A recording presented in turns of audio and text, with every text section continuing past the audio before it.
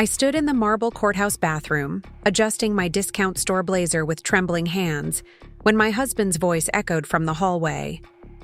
30 years, and she contributed nothing. Just spent my money and played house. That's when my lawyer, Jennifer, tapped my shoulder, holding a manila folder that would soon make the judge laugh out loud and leave Robert's face drained of all color. Little did my successful executive husband know that his worthless housewife had been quietly building an empire while making his lunch and ironing his shirts every day for 3 decades. Before we jump back in, tell us where you're tuning in from. And if this story touches you, make sure you're subscribed, because tomorrow I've saved something extra special for you. My name is Margaret Thompson, though everyone calls me Maggie. I'm 52 years old, and until 6 months ago, I was the perfect suburban housewife living in Riverside, Connecticut. Looking at my reflection that morning in the courthouse bathroom, I hardly recognized myself. The woman staring back wore a simple navy blazer from Target, her wedding rings notably absent, dark circles under eyes that had seen too many sleepless nights. Just yesterday, those same eyes had sparkled as I arranged fresh peonies in our foyer, never imagining my world was about to shatter completely. It started with a text message I wasn't supposed to see. Robert's phone buzzed during dinner, and since his hands were covered in sauce from the coq au vin I'd spent all afternoon preparing, I reached for it automatically. "Can't wait to see you tomorrow, baby. Same suite at the Regent." The words blurred as tears filled my eyes, but what hurt more than the obvious affair was his response when I confronted him. "You're overreacting, Maggie," he said, not even bothering to deny it. "Besides, what would you even do? Leave me? With what money? You haven't worked a day in 30 years. You'd be homeless within a month." He actually laughed, cutting into his chicken as if we were discussing the weather. "Face it, you need me. Without my income, you're nothing." I had met Robert Thompson in college when I was studying finance at Boston University. He was charming, ambitious, with that confidence that made you believe he'd conquer the world. I was the daughter of a small-town accountant, working 2 jobs to pay tuition, dreaming of Wall Street. On our 3rd date, he told me I was the kind of woman he wanted by his side as he built his empire. By our 5th date, I was in love. We married right after graduation, and I'd already secured a position at Goldman Sachs when Robert got his dream job at Hartford Financial. The catch?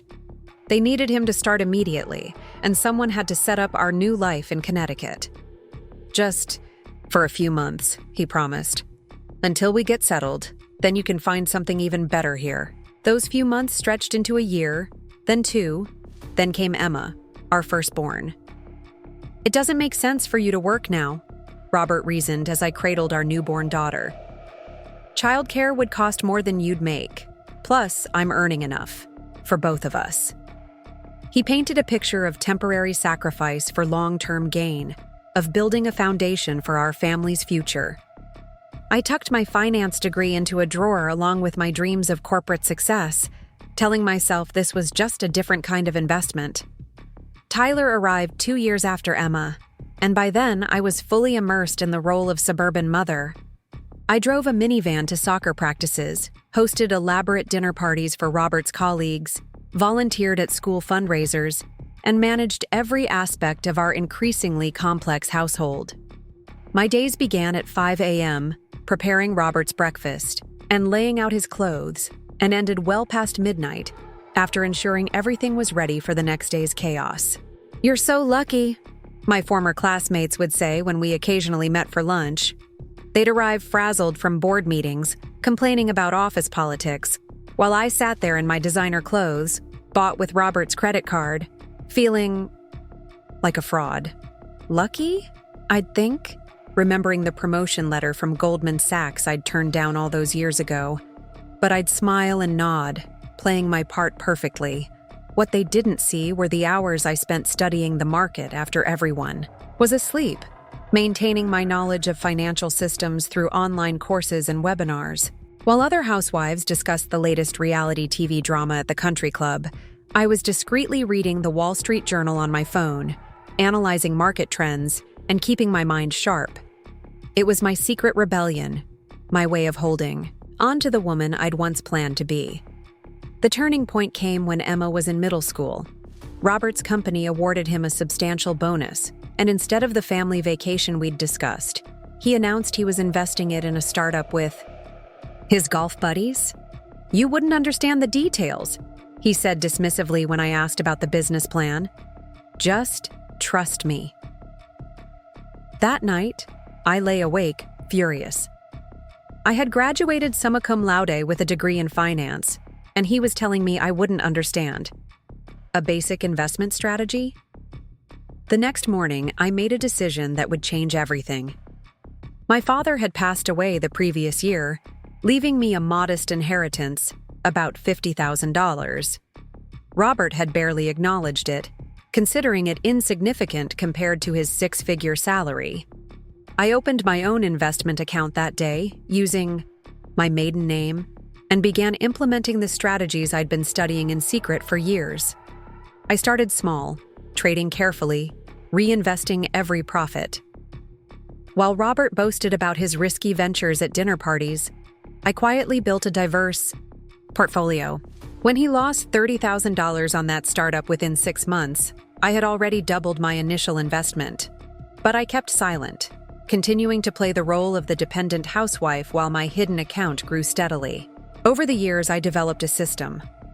I'd wake before dawn, not just to prepare Robert's breakfast, but to check the Asian markets. While he read the sports section, I analyzed financial news on my tablet, hidden behind a cookbook.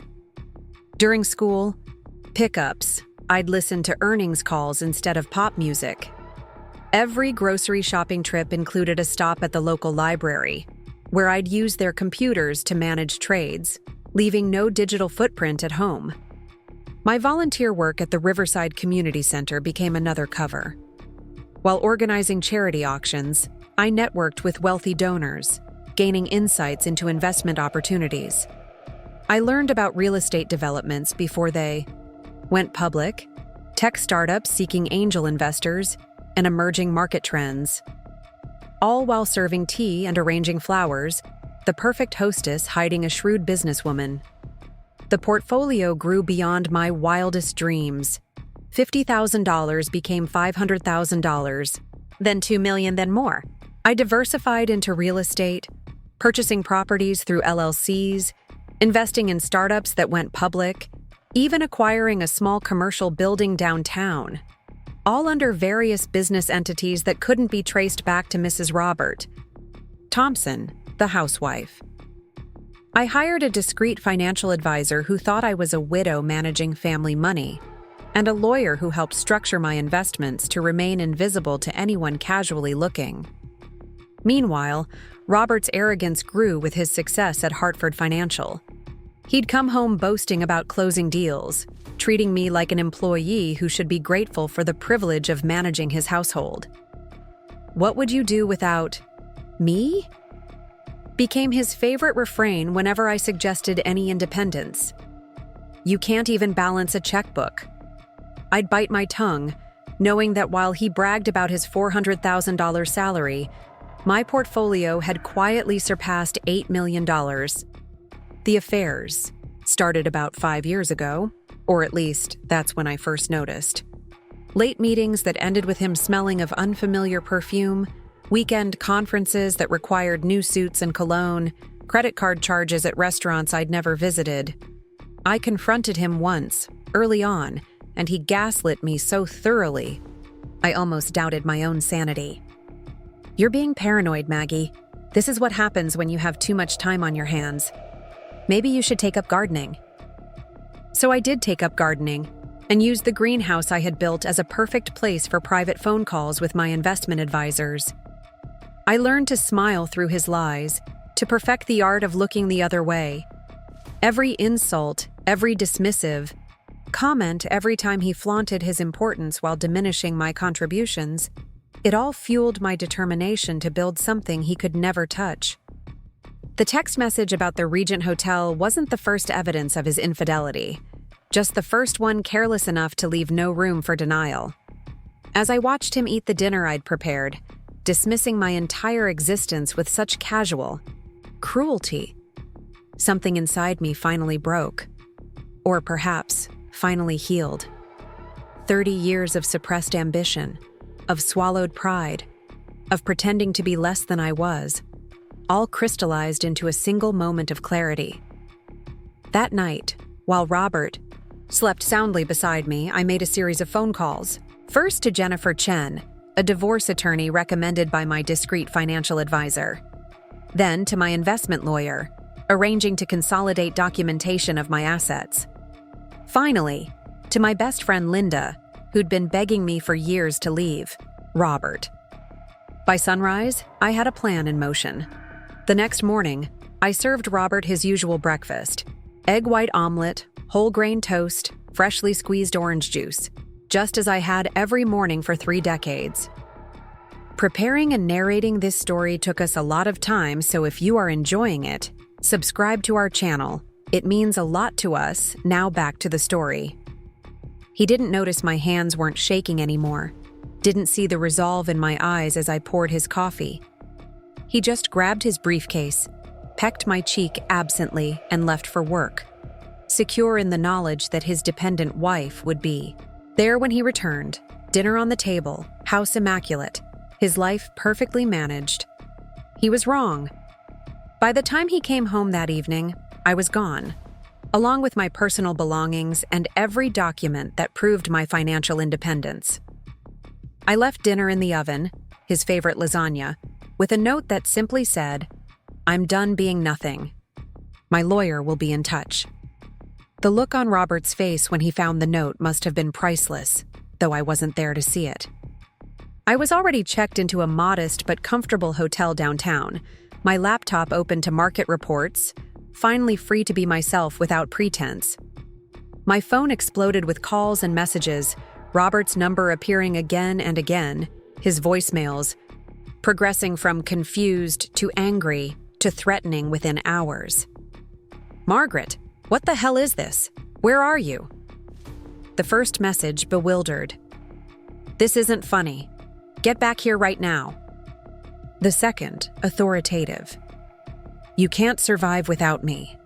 Stop this nonsense immediately." The third, condescending.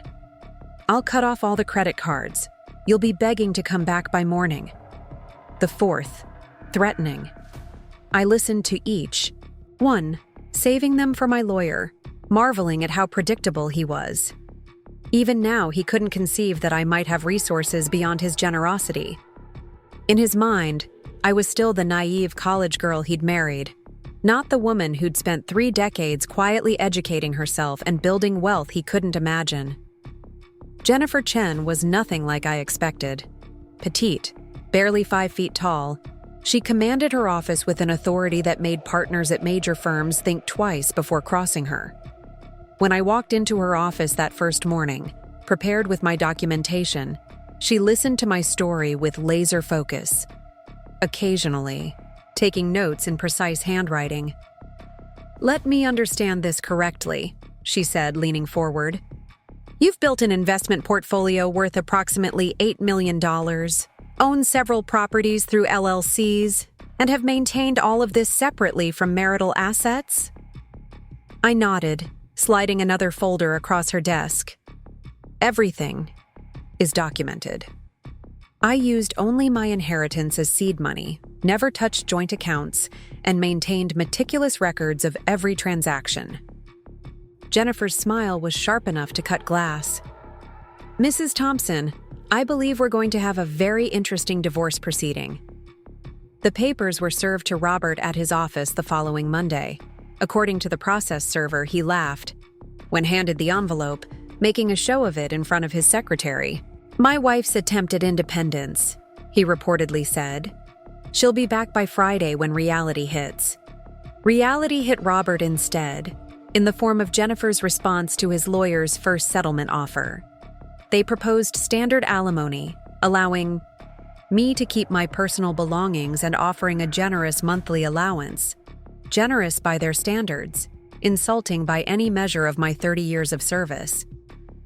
Your client seems to be under several misapprehensions, Jennifer wrote in her counter. First, that Mrs. Thompson is seeking alimony. She is not. Second, that she has no assets of her own. She does. Third, that this will be a simple division of his wealth. It will not. The first hearing was scheduled for 3 weeks later. In that time, Robert's behavior became increasingly erratic. He showed up at the hotel, demanding to speak with me, only to be turned away by security. He called Emma and Tyler, trying to turn them against me, but our children were adults who'd witnessed years of his dismissive behavior firsthand. "Mom, we know what Dad's like," Emma told me over coffee at the Sunrise Diner. "We've watched him treat you like staff our whole lives. Whatever you need to do, we support you." Tyler was even more direct. "About time, Mom. I was starting to think you'd never stand up for yourself." Their support meant everything, especially as Robert's campaign escalated. He froze the joint accounts, canceled credit cards, even attempted to have my car, registered in his name, repossessed. Each action only strengthened my resolve and provided more evidence for Jennifer's case. "He's making our job easier," she remarked, adding another document to our growing file. "Every attempt to financially control you demonstrates the dynamic we're presenting to the court." I spent those weeks before the hearing living simply but comfortably on my own funds, something Robert still couldn't fathom.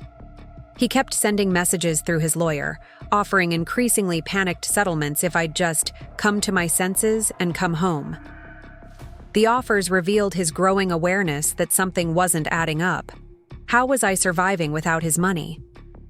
The morning of the first hearing, I dressed carefully in a tailored suit I'd purchased with my own funds. Nothing flashy, but quietly expensive to those who knew quality. Jennifer had coached me on courtroom demeanor. Let him do the talking. He'll hang himself with his own words. She was right. The moment Robert took the stand, his contempt for me poured out unchecked. His lawyer, an old golf buddy named William Fitzgerald, tried to paint a picture of a generous husband supporting an ungrateful wife, but Robert couldn't help himself. "I gave her everything," he declared, his voice dripping with disdain. The house, the cars, the credit cards, a life of luxury. And what did she contribute? Nothing. 30 years of nothing but spending my money. Judge Patricia Williams, a stern woman in her 60s, raised an eyebrow. "Nothing, Mr. Thompson. In 30 years of marriage? Well, she kept house, raised the kids," he conceded with a wave of his hand. "Basic things any woman would do. But financially, she's contributed absolutely nothing. She couldn't even balance a checkbook if her life depended on it." I saw Jennifer's slight smile and knew we were exactly where she wanted us. The judge made notes, her expression carefully neutral, as Robert continued to dig his hole deeper. "The truth is, Your Honor, my wife has no concept of money management. I've had to control everything because she's simply not capable. This whole divorce is just a tantrum. She'll come crawling back when she realizes she can't survive without my financial support." When it was our turn, Jennifer began methodically dismantling Robert's narrative.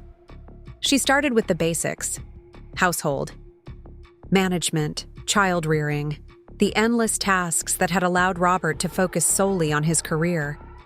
Mrs. Thompson managed a household that regularly hosted dinners for up to 30 of Mr. Thompson's business associates. She coordinated the schedules of 2 children through all their activities, education, and development.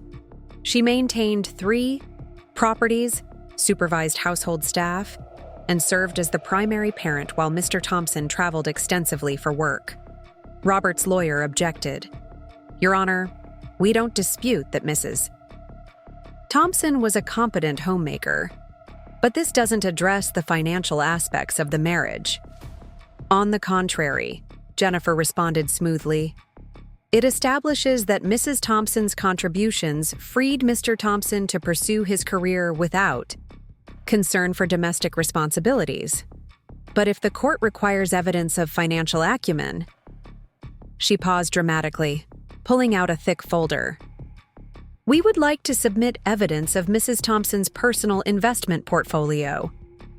The silence in the courtroom was absolute. Robert's face went from smug to confused to alarmed in seconds.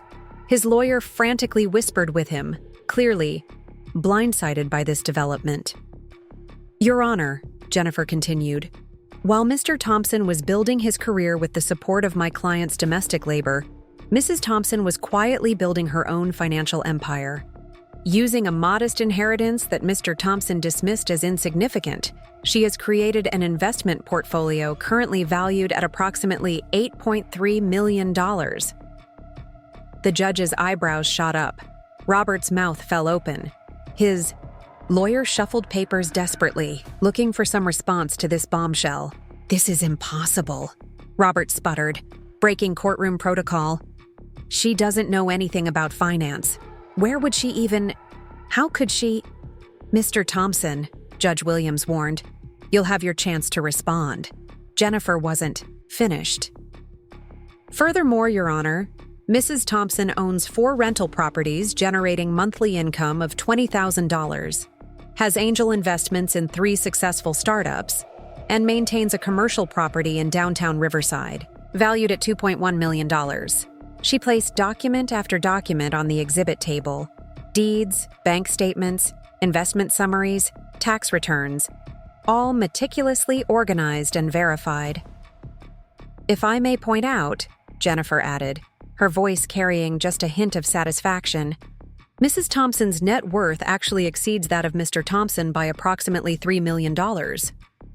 The judge actually chuckled, a short, surprised sound that echoed in the stunned courtroom.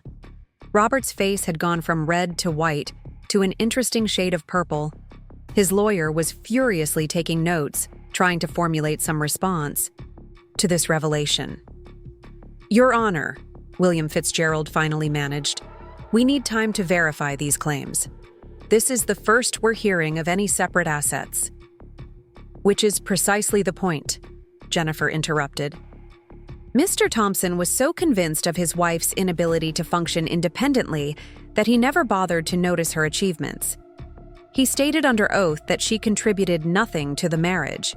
The evidence suggests otherwise." Judge Williams studied the documents, occasionally glancing at Robert's shocked expression. "Mr. Fitzgerald, your client testified that Mrs. Thompson couldn't balance a checkbook. Yet these financial records show sophisticated investment strategies and impressive returns. How do you explain this discrepancy?" Robert couldn't contain himself. She must have had help. Someone else must have done this for her. There's no way Margaret could... "Could what, Mr. Thompson?" The judge's voice was sharp. "Could secretly earn an MBA through online courses while raising your children? Could study market trends while organizing your dinner parties? Could build a real estate portfolio while managing your household?" Each question landed like a physical blow. Robert slumped in his chair, the reality finally sinking in. His dependent wife, the woman he'd dismissed and belittled for 30 years, had outplayed him at his own game. As the hearing concluded for the day, with the judge ordering a full financial disclosure from both parties, I caught Robert's eye across the courtroom. For the first time in 3 decades, he truly saw me. Not as his housewife, not as his personal assistant, not as an extension of himself, but as the formidable woman I'd always been. Walking out of the courthouse, Jennifer squeezed my arm. "That went even better than I hoped. Did you see his face when the judge laughed?" I had seen it. The moment when his worldview shattered, when he realized his worthless wife was worth more than he'd ever be. It wasn't about revenge, it was about recognition. After 30 years of being invisible, I was finally seen. The weeks following that first hearing were unlike anything I'd experienced in my marriage. Robert, who had always been the picture of composure in public, began to unravel spectacularly. His lawyer, William Fitzgerald, must have explained the implications of my revealed assets, because Robert's entire demeanor shifted from dismissive arrogance to desperate damage control. He started calling again, But the tone was different now. Gone were the threats and commands, replaced by a wheedling, almost pleading quality that would have been pitiful if it hadn't been so transparently manipulative. "Maggie, sweetheart," he said in one voicemail, using an endearment he hadn't uttered in years. "There's been a terrible misunderstanding. We can work this out without all these lawyers. Think of what we've built together." What we built together? I almost laughed, out loud listening to it. For 30 years, everything had been his achievement, his success, his money. Now suddenly it was ours? Jennifer advised me to maintain strict no contact except through legal channels, advice I gladly followed. But Robert wasn't used to being ignored.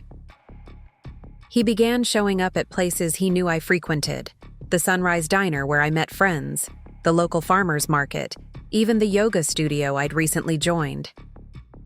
"Please, just 5 minutes," he begged one morning, cornering me near the organic produce stand. He looked haggard, his usually immaculate appearance showing signs of neglect. "You don't understand what you're doing to us, to our family's reputation." "Our family's reputation?" I selected apples with deliberate calm, refusing to be drawn into his drama. "Or your reputation, Robert. There's a difference." His mask slipped for a moment, revealing the cold calculation beneath. "Do you have any idea what this looks like? My wife of 30 years suddenly claiming she's some financial genius? People are talking, Margaret. My colleagues, our friends. They think I'm a fool." "No," I corrected him, placing the apples in my basket. "They think you're exactly what you are, a man who underestimated his wife so completely that he never noticed she was outperforming him." The discovery phase of our divorce proceedings was illuminating in ways I hadn't anticipated. As both sides exchanged financial documents, the full picture of our parallel lives emerged. While I had been meticulously building my portfolio, Robert had been equally busy hiding assets of his own. Offshore accounts, shell companies, a web of financial deceptions that spoke to long-term planning for a future without me. "He's been preparing to leave you for years," Jennifer observed, reviewing the latest batch of documents. "These offshore accounts date back to 2018. The irony is delicious. He was planning to discard you while you were quietly becoming wealthier than him."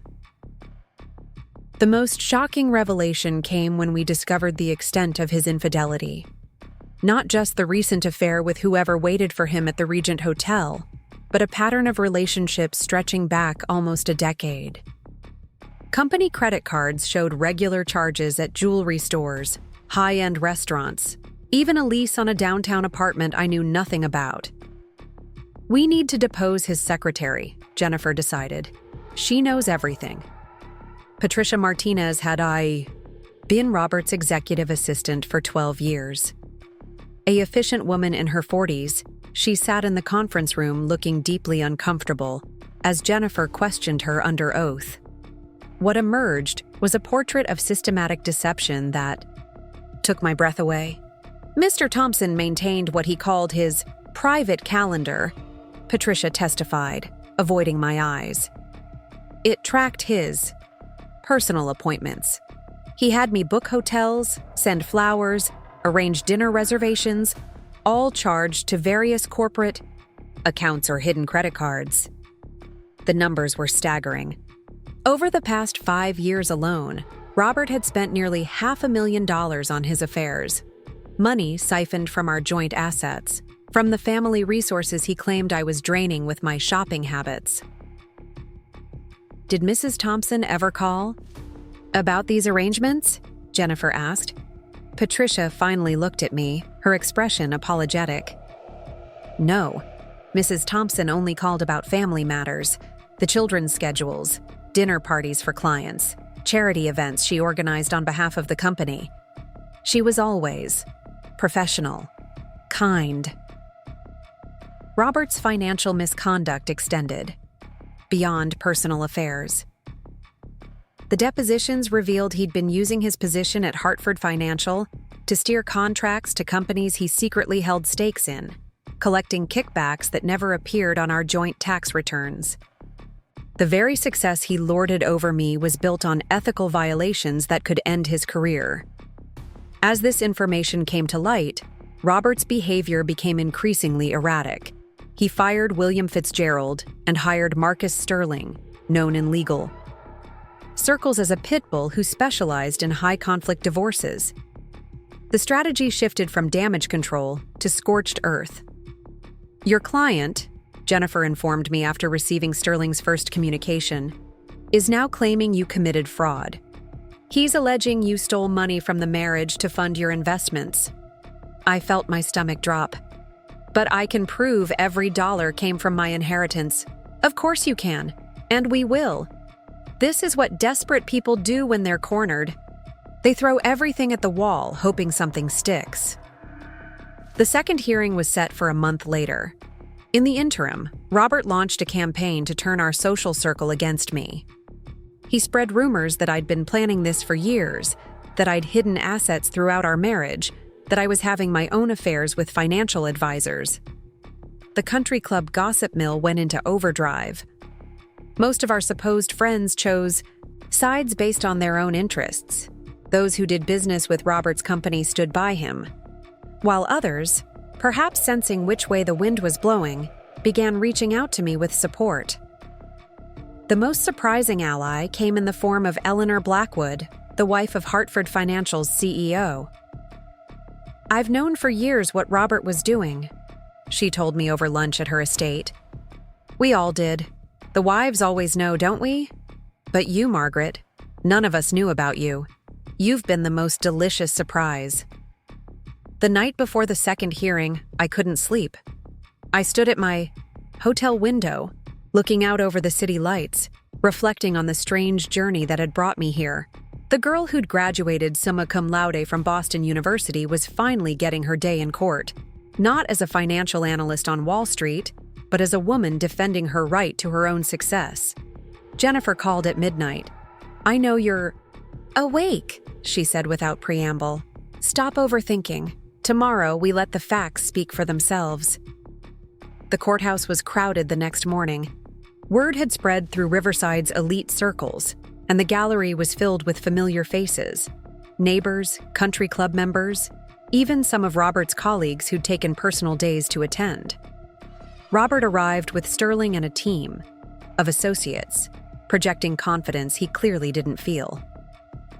His hands shook slightly as he adjusted his tie, a tell I recognized from countless business dinners when deals weren't going his way.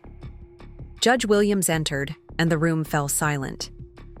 She'd clearly spent time reviewing the mountain of evidence submitted by both sides, her expression grave as she addressed the courtroom. Before we begin, she announced, I want to address the numerous motions and accusations that have been filed since our last hearing. Mr. Sterling, your client has made serious allegations of fraud against Mrs. Thompson. I assume you're prepared to present evidence? Sterling rose, his expensive suit impeccable. Your Honor, we believe Mrs. Thompson systematically diverted marital assets to fund her secret investment activities. We're prepared to show a pattern of deception spanning decades. Jennifer stood, smoothly. Your Honor, we welcome the opportunity to trace every dollar in Mrs. Thompson's portfolio back to its source. We're also prepared to demonstrate that it's Mr. Thompson who has been diverting marital assets, not for investments, but for personal expenses related to multiple extramarital affairs. The judge nodded. Proceed. What followed was a masterclass in legal strategy. Sterling attempted to paint me as a calculating manipulator who'd been plotting divorce for years, but Jennifer systematically dismantled each claim. Bank records proved my initial investment came entirely from my father's inheritance. Trading histories showed careful legal investments with clear paper trails. Tax returns, meticulously filed, demonstrated I'd declared every cent of profit. Then came our turn. Jennifer called forensic accountant David Chen to the stand. With clinical precision, he walked the court through Robert's financial deceptions. Offshore accounts in the Cayman Islands, shell companies registered in Delaware, kickback schemes that violated federal regulations. In total, Chen concluded, Mr. Thompson diverted approximately $2.3 million from marital assets over the past decade. The courtroom buzzed. Robert's face was ashen. His lawyers huddled in frantic consultation. But Jennifer wasn't finished. "Your Honor, we'd like to call Patricia Martinez." Robert's former secretary took the stand reluctantly.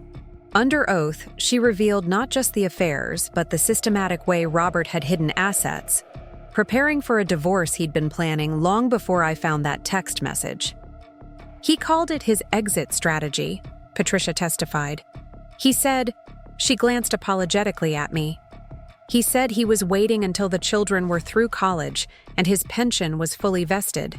He planned to leave Mrs. Thompson with minimal support while protecting his assets offshore." The irony was perfect. While Robert had been planning to abandon me, I'd been building the wealth he never knew existed. His exit strategy had become my entrance to freedom. As the evidence mounted, Sterling's demeanor changed from aggressive to defensive. By the afternoon session, he was simply trying to minimize damage. Robert sat slumped in his chair, the reality of his situation finally sinking in. Judge Williams called a recess to review the evidence. When she returned, her expression was stern. "Mr. Thompson," she began, "you testified that your wife contributed nothing to this marriage. The evidence suggests otherwise. Not only did Mrs.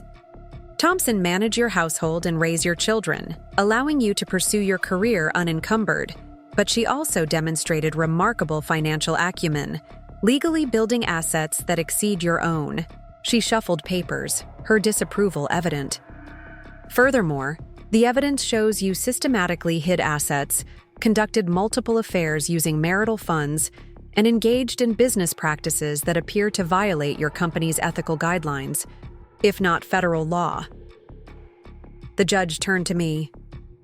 "Mrs. Thompson, you have shown extraordinary patience and dignity throughout these proceedings. Your financial records are impeccable. Your investments were legal and separate from marital assets. You owe your husband nothing." Then came the words that changed everything.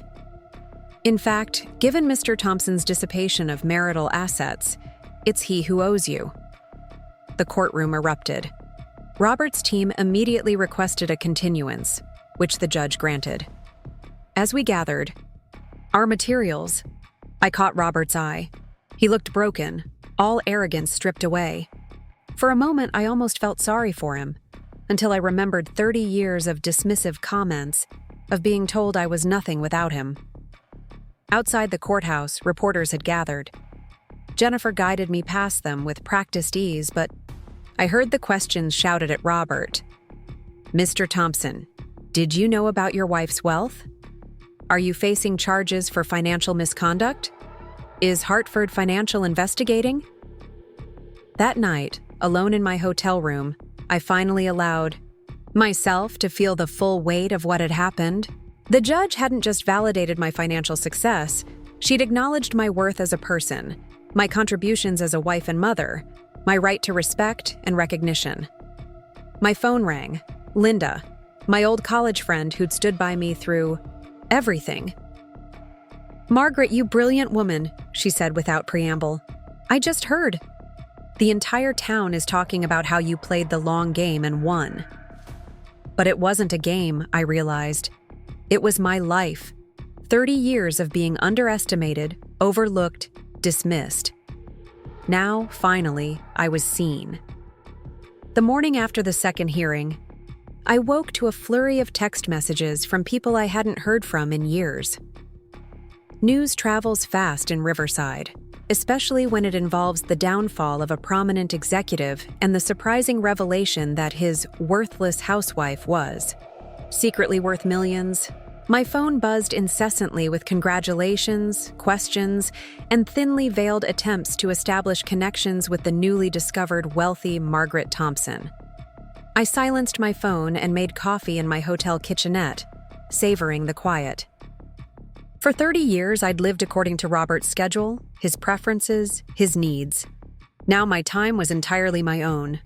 I could spend the morning reading market reports or take a walk by the river, or simply sit and breathe without worrying about preparing lunch, or picking up dry cleaning or any of the 1,000 tasks that had structured my days as Mrs. Robert Thompson. Jennifer called around 10. The settlement conference is scheduled for next week. Robert's team wants to negotiate before the final hearing. What's their position? I asked, already knowing the answer. They want to settle quickly and quietly. Sterling called this morning, suggesting we meet informally to reach an amicable resolution. Jennifer's tone made it clear what she thought of this sudden desire for amicability. After accusing me of fraud, I couldn't help the bitter laugh that escaped. After 30 years of being told I contributed nothing? Exactly.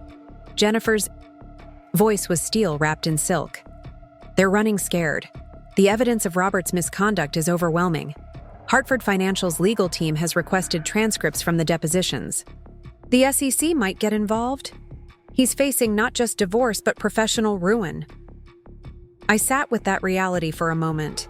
The man who had dismissed me as financially incompetent was now facing potential securities fraud charges. The man who had threatened to cut off my credit cards now faced the loss of his own financial stability. What do you recommend? I asked. We hold firm. His team is desperate to keep the details out of public record. We use that leverage to secure every penny you're entitled to, plus some.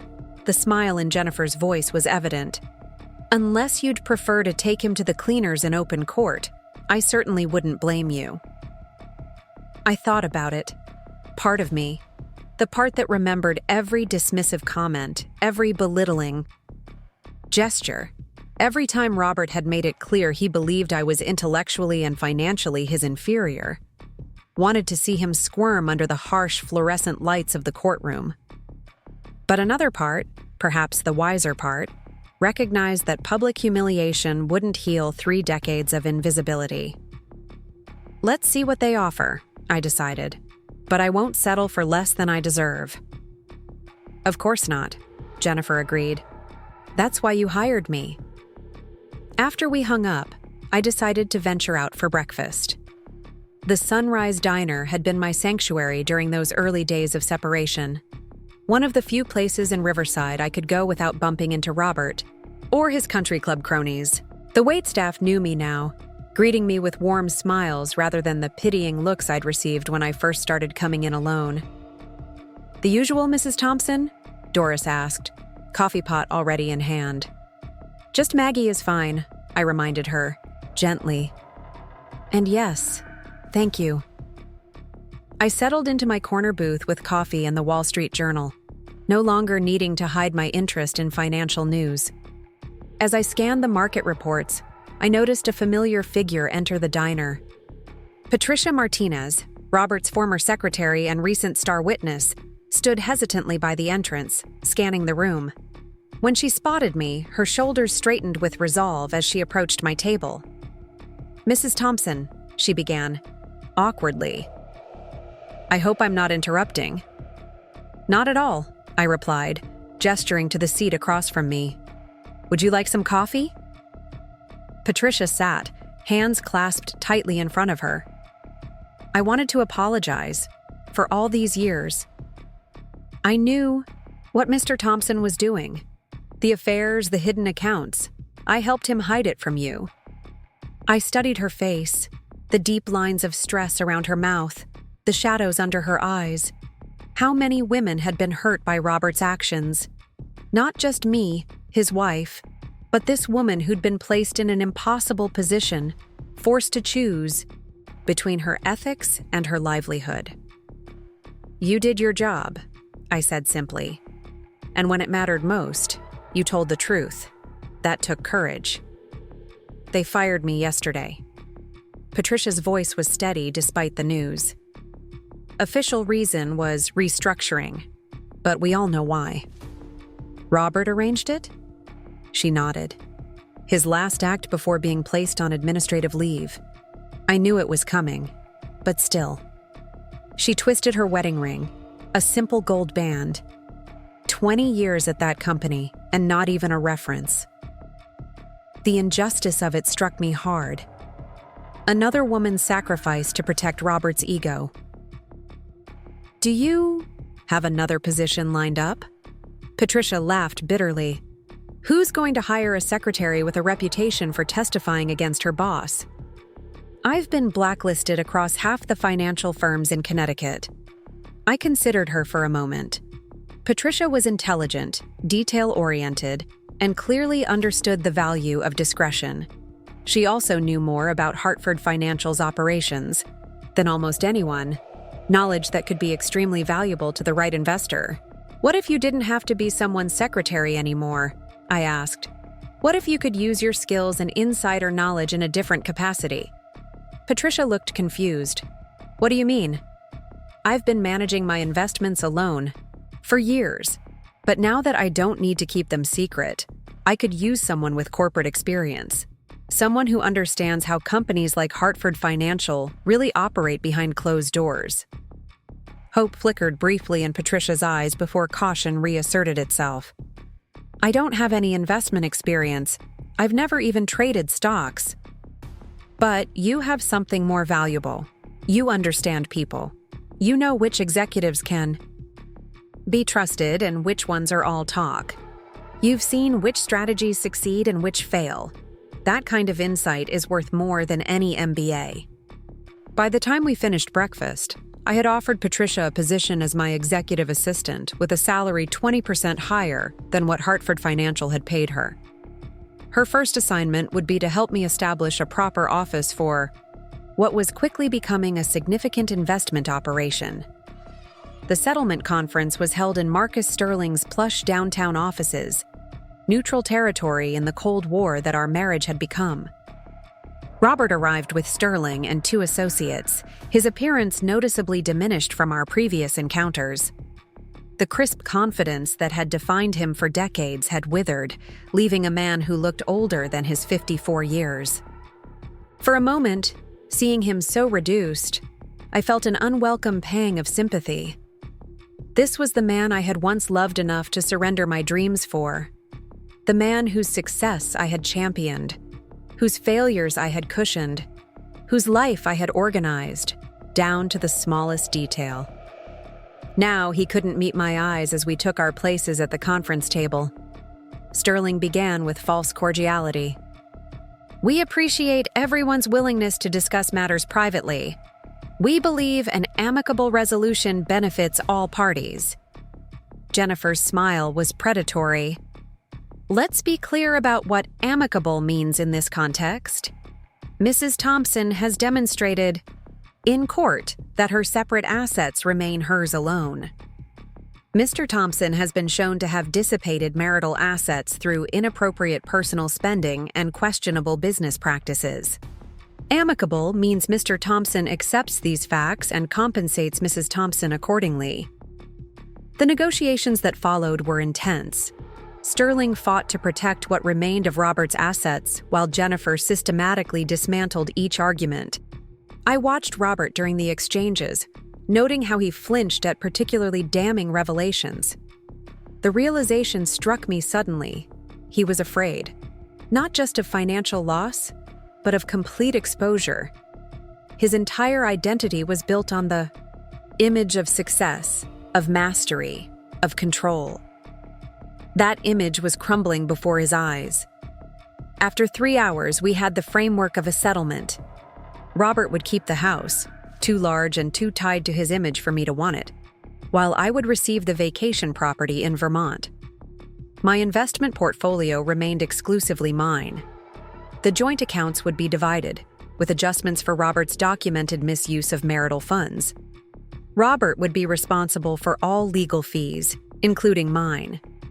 As the lawyers finalized the details, Sterling suggested Robert and I take a break in a small adjacent conference room. Perhaps a private conversation might be beneficial, he offered, with a glance at the associate still calculating figures. I looked to Jennifer, who nodded slightly. We had the upper hand. There was nothing Robert could say now that would change the outcome. The smaller conference room felt claustrophobic. Despite its expensive furnishings, Robert stood by the window, his silhouette outlined against the afternoon sun, shoulders hunched in a posture I'd never seen from him before. I didn't know, he said finally, still facing the window. About your investments, your properties. How did I not know? It wasn't the question I'd expected. Not an apology, not an accusation, but genuine bewilderment. Because you never really saw me, Robert. The truth felt oddly freeing after decades of careful concealment. You decided who I was the day we married, and you never bothered to look beyond that assumption. He turned, his expression haunted. I thought I knew everything about you. Every habit, every preference, every limitation. The word limitation caught in his throat. How could I have been so wrong? You saw what you expected to see. The dutiful wife, the perfect hostess, the woman who existed to make your life easier. It never occurred to you that I might have dreams of my own, ambitions separate from yours. Robert moved to the conference table, tracing its polished surface with one finger. I remember when you were offered that position at Goldman Sachs. You were so excited, talking about market strategies, investment theories. You were brilliant. The memory caught me off guard. I hadn't realized he'd even noticed my passion back then. What happened to us, Maggie? He asked, using my name for the first time in our conversation. When did I stop seeing you? I considered deflecting, falling back on the practiced pleasantries that had defined our marriage for so long. But what was the point of diplomacy? Now, we were at the end, not the beginning. It wasn't sudden, I said. It happened gradually, so slowly I barely noticed it myself. Each time you dismissed my opinion, each time you made a decision without consulting me, each time you spoke over me at dinner parties, you trained both of us to see me as secondary, as helpful rather than essential, as supportive rather than equal. Robert sank into a chair, the weight of 30 years of subtle disregard finally visible on his shoulders. I thought I was protecting you, taking care of you. That's what a husband was supposed to do. No, Robert. That's what you told yourself to justify controlling me. There's a difference between protection and possession. And now you don't need either, he said quietly. There was no accusation in his tone, just resignation. I never did. The revelation was as much for myself as for him. I stayed because I chose to, not because I had to. That's what you never understood. We sat in silence for a long moment, the weight of 3 decades between us. Not all anger, not all resentment, but not all wasted either. We had built something together, a family, a life, memories both bitter and sweet. Now we were dismantling it, brick by brick. They're going to fire me, Robert said finally. The board is meeting tomorrow. Hartford Financial can't afford the association with financial impropriety, especially after what came out in court. I nodded, unsurprised. What will you do? He laughed, a hollow sound. I honestly don't know. I've been Robert Thompson, Executive Vice President, for so long I'm not sure who I am without the title. He glanced up, vulnerability naked in his eyes. I guess you understand that better than anyone. I do, I acknowledged. It's terrifying at first, rebuilding your identity. But then it becomes liberating. You get to choose who you want to be, not who others expect you to be. Robert studied me with new eyes, seeing perhaps for the first time the woman I'd become rather than the woman he'd assumed me to be. You really did it, didn't you? All those years while I thought you were just managing the household, you were building something significant, something entirely yours. I was, I confirmed, though I never expected it to become what it has. It started as self-preservation, wanting financial security independent of you. Then it became a challenge, a way to use the education I'd set aside. Eventually, it became my purpose. And I never noticed. The regret in his voice seemed genuine. Not once in 30 years did I look closely enough to see what was right in front of me. Before I could respond, Jennifer opened the door. We've finalized the numbers. Ready to review the settlement? The moment of connection, or whatever it had been, broke. Robert straightened, professional mask sliding back into place. But something had shifted, however slightly. For the first time in our marriage, he had seen me, really seen me. The irony that it happened just as our marriage ended wasn't lost on either of us. The following days passed in a blur of paperwork, signatures, and legal formalities. The divorce would be final after the judge's approval at our next court date, but the material separation was already complete.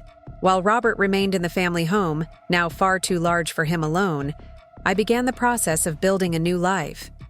With Patricia's help, I secured an office in a professional building downtown, not the sleek high-rise where Hartford Financial dominated the skyline, but a renovated historical building with character and elegant architectural details. We hired a small staff, an accountant, a research analyst, and an office manager. Mitchell Investment Group was officially born, reclaiming my maiden name and with it, my independent identity. Emma and Tyler visited the office once it was set up, expressing a mixture of pride and lingering confusion about the mother they thought. They knew. "So, all those times you were checking recipes on your iPad during my soccer games," Emma began, touching the elegant desk that now dominated my office. "Market reports," I confirmed with a small smile, though I was watching the game too. Tyler shook his head, still processing. "And when you insisted on handling the donations for the school fundraisers?" "It gave me access to some very interesting people with valuable business insights," I admitted, "though I genuinely wanted to support your education too." "All those years," Emma marveled, "you had this whole secret life we knew nothing about." The wonder in her voice made me wince internally. Had I been so compartmentalized, so careful in my deception, that my own children hadn't sensed this fundamental part of me? "I didn't want to put you in the position of keeping secrets from your father," I explained. "It seemed simpler to keep that part of myself private." Tyler, always the more pragmatic of my children, nodded in understanding. Dad would have hated it. He always needed to be the provider, the successful one. If he'd known you were making your own money, it would have threatened his sense of identity, I finished quietly. "Yes, that's exactly why I kept it hidden." Emma moved to the window overlooking the town square. "But what about your identity, Mom? Didn't you want to be recognized for what you'd accomplished?" The question struck me deeply. Had I sacrificed too much of myself in maintaining the peace? Had I allowed Robert's ego to dictate not just how I behaved, but who I fundamentally was? "I think I convinced myself that the accomplishment itself was enough," I said slowly, working through my thoughts as I spoke. That I didn't need recognition from others, as long as I knew what I was capable of. But now I wonder if that was just another compromise. Accepting invisibility because it was easier than challenging the status quo. "Well, you're definitely visible now," Tyler remarked with a hint of his father's dry humor. "Dad's colleagues can't stop talking about it. The housewife who out-earned the executive. It's their worst nightmare come true." I laughed despite myself. "That wasn't my intention. I never wanted to humiliate your father." "Maybe not," Emma said thoughtfully. "But you've certainly shaken things up around here. My friend Olivia's mom asked if you'd consider speaking to their women's investment club. Apparently, there's quite a bit of interest in how you managed to build your portfolio while running a household." The idea caught me by surprise. I'd spent so long hiding my financial activities that the thought of speaking publicly about them felt almost scandalous.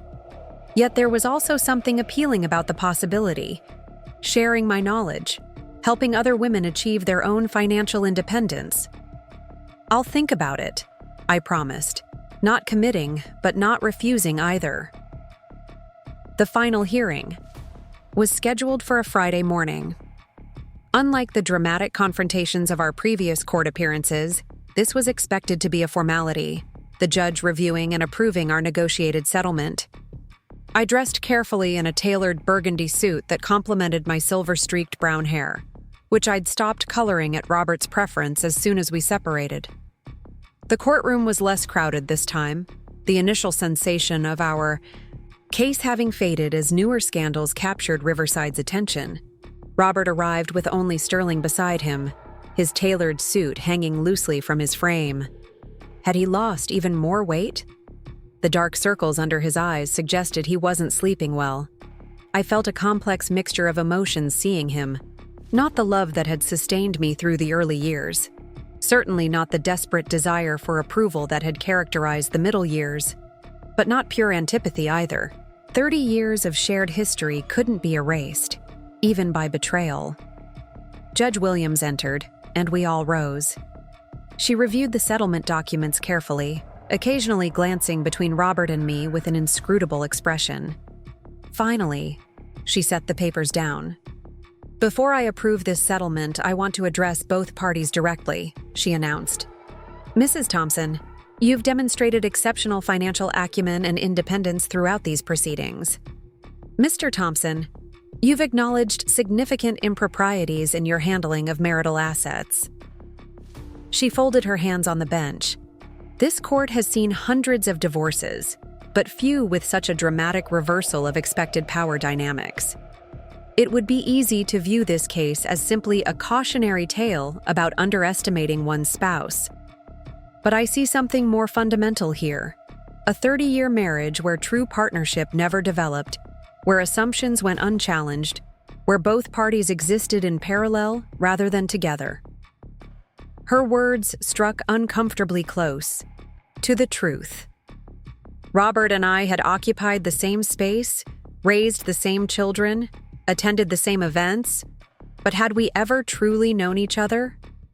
Had we ever been fully present, fully honest, fully connected? Nevertheless, the judge continued, the settlement appears equitable given the circumstances. It recognizes Mrs. Thompson's separate property while accounting for Mr. Thompson's dissipation of marital assets. I hereby approve the terms as presented and declare the marriage of Robert and Margaret Thompson dissolved. With a single rap of her gavel, 30 years of marriage ended. No dramatic music, no slow-motion epiphany, just the quiet finality of legal proceedings concluded. I was no longer Mrs. Robert Thompson. I was Margaret Mitchell once again, or perhaps for the first time, since I'd gone from my father's house to my husband's without ever truly establishing my own identity. As we gathered our belongings, Robert approached hesitantly. Jennifer tensed beside me, but I nodded slightly to indicate I was comfortable speaking with him. "Congratulations," he said softly, the word carrying none of the bitterness I might have expected. "You've built something remarkable, Margaret. I'm sorry I never saw it until now." The simple acknowledgement, all I'd really wanted from him, for decades, came too late to save our marriage, but not too late to ease something within me. The need for his validation had diminished with each day of independence, but hearing it still provided a certain closure. "Thank you, Robert," I replied sincerely. "I hope you find your way forward." Something flickered in his eyes, regret, perhaps, or resignation. "You always were better at adapting than I was. Even in college, you could switch directions when circumstances changed. I only ever knew how to follow the straight path." It was an unexpectedly insightful observation from a man who had spent decades overlooking my capabilities. Perhaps the dissolution of his carefully constructed life had forced a reckoning, a reassessment of the narratives he'd built around himself and others. "It's never too late to learn new paths," I offered, not out of obligation, but from genuine belief that people could change if sufficiently motivated. He nodded, eyes dropping to the floor. "I've been offered a position teaching business ethics at the community college. Ironic, isn't it? But maybe I have something valuable to share now. Lessons learned the hard way." The image was difficult to reconcile with the ambitious executive who'd dismissed academia as a refuge for those who couldn't succeed in the real world. But perhaps that was the point. Robert was being forced to reconstruct his identity just as I had chosen, to reconstruct mine. I think you might be good at it, I said honestly. You always had a gift for explaining complex concepts. A ghost of a smile touched his lips. High praise, coming from the financial genius I lived with for 30 years without recognizing. We stood awkwardly for a moment. 30 years of shared history making a conventional goodbye seem inadequate, yet anything more intimate, inappropriate. I should go, he said finally. The faculty committee is meeting this afternoon to review my curriculum proposal. Good luck, I offered, meaning it despite everything. He nodded once more, then turned and walked away, shoulders straighter than when he'd arrived. Sterling followed, casting one last calculating glance my way before the courtroom doors closed behind them. Well, Jennifer said beside me, that was unexpectedly civilized. I watched the empty doorway, thinking about endings and beginnings, about the strange circuitous paths that brought people together and apart. Sometimes people surprise you. Speaking of surprises, Jennifer continued as we walked toward the exit. I've had 3 calls this week from other women in situations similar to yours. Word is spreading about what you've accomplished. What sort of situations? I asked, curious despite myself. Long-term marriages where they've been dismissed, undervalued, treated as decorative rather than substantive.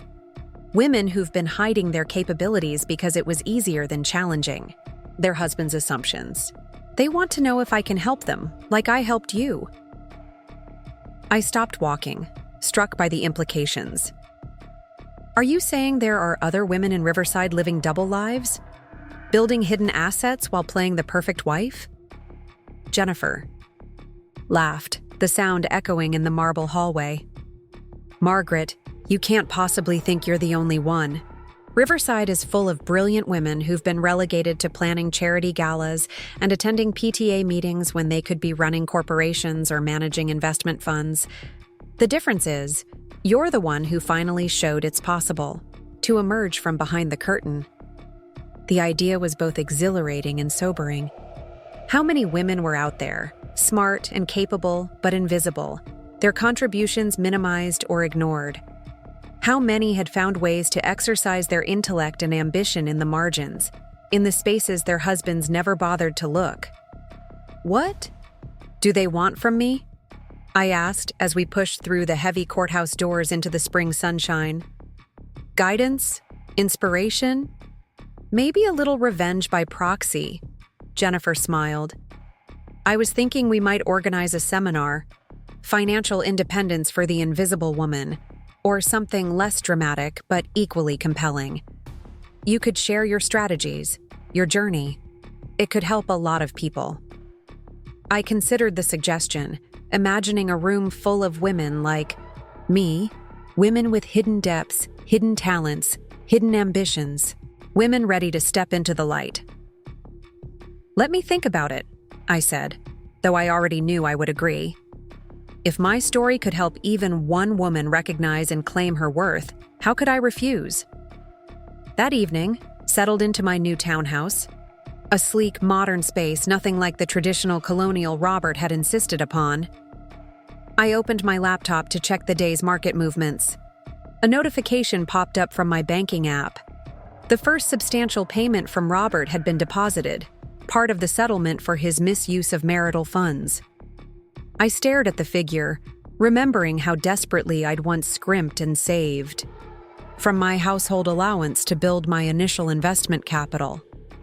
How I'd clipped coupons and bought generic brands and darned socks while Robert complained about the quality of his dry cleaning. How I'd forgone new clothes for myself while ensuring he had custom-tailored suits for business meetings. Now his money was flowing to me rather than from me, a reversal so complete it bordered on poetic justice. But the satisfaction I'd anticipated felt hollow. The money itself had never been the point. It was what the money represented. Independence. Security. Options. I already had all of those things through my own efforts. Robert's payment was merely affirmation of what I already knew. My contributions had always been valuable. whether he recognized them or not. I closed the laptop, suddenly restless. The divorce was final. My professional life was thriving. My children were supportive. By any measure, I had won, emerged from my marriage stronger, wealthier, and more self-assured than I'd entered it. So why did I feel this lingering disquiet? I moved to the floor-to-ceiling windows overlooking downtown Riverside. The town was transforming for the evening. Restaurant lights glowing warmly, couples strolling hand in hand, the theater marquee illuminated for the evening performance. Life continuing in all its complexity and beauty. My phone rang, startling me from my contemplation. The caller ID showed Linda Foster, my college roommate who'd remained my friend despite the increasing rarity of our contact during my marriage. She'd been the one person who'd known about my investment activities from the beginning, the one confidant I'd trusted with my financial double life. "So it's official," she said without preamble when I answered. "You're free. How does it feel?" I considered the question, trying to articulate the contradictory emotions swirling within me. "Complicated," I admitted finally. "Relieving, sad, empowering, frightening." Linda laughed warmly. "All perfectly normal. Remember when I got divorced from Paul? I cycled through every emotion in the book, sometimes within the same hour." "At least you were only married for 5 years," I pointed out. "Try untangling 30 years of shared history." "Fair point," she conceded. "But you also get to decide who you want to be for the next 30 years. That's pretty exciting, Maggie. Most people never get that chance for reinvention." Her words resonated deeply. Who did I want to be, now that I was no longer defined by my relationship to Robert? The question was terrifying in its openness, its lack of prescribed answers. "I'm thinking of starting a financial literacy program for women," I shared, the idea crystallizing as I spoke it aloud, helping them understand investing, building independence, securing their futures. "Perfect," Linda declared. "Using your secret superpower for good. I love it." "It's hardly a superpower," I demurred. "Just knowledge I gathered over time, combined with careful strategy." "Knowledge that allowed you to outperform most professional investors while simultaneously running a household and raising 2 children," Linda corrected firmly. "Don't diminish what you've accomplished, Maggie. You've spent enough years making yourself smaller for Robert's comfort. It's time to claim your full stature." The truth of her words struck me forcefully. How often had I downplayed my intelligence to avoid making Robert feel inadequate?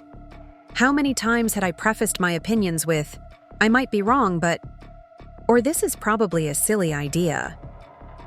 The habit of self-minimization was so ingrained I'd continued it even after the divorce, even in conversation with my oldest friend. "You're right," I acknowledged. "I did build something remarkable. And maybe sharing how I did it could help other women do the same." "That's more like it," Linda approved. "Now let's discuss something equally important. When are you going to start dating again?" The question was so unexpected, I laughed. Out loud. "Dating? Linda, I just got divorced today." "Exactly. You're officially available. And if my sources are correct, there's already interest. Richard Harlow asked if I thought you might be open to dinner once everything was finalized." Richard Harlow, the silver-haired widower who served on the hospital board, whose kindness and intelligence I'd always admired from a respectful distance.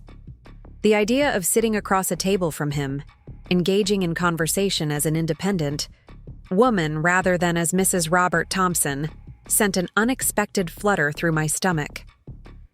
"That's flattering," I managed. "But I'm not sure I'm ready." "Of course not," Linda agreed easily. "But keep it in mind. Life has a way of surprising you when you least expect it." After we hung up, I returned to the window, watching the town below with new eyes. Riverside had been the backdrop to my married life for 3 decades, familiar to the point of invisibility. Now I was seeing it freshly, noticing details I'd overlooked, possibilities I'd never considered.